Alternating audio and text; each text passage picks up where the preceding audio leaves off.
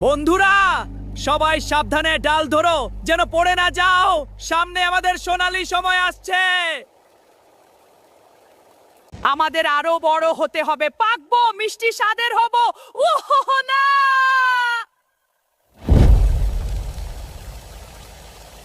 ঝড় তো থেমেই গেল।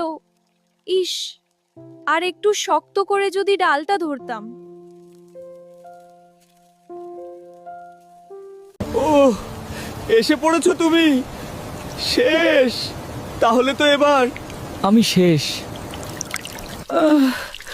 ফাটা জায়গাটা খুব জ্বলছে, অনেকখানি ফেটে গেছে। আস্তে, আমি জানতাম পড়ে গেলে এমন কিছু একটা হবে।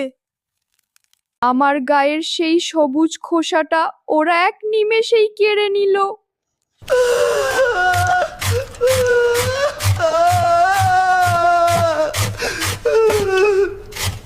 তোমার কাছে এই কাসুন্দি টেস্টি, কিন্তু আমার কাছে কাটা ঘায়ে লবণের ছিটা।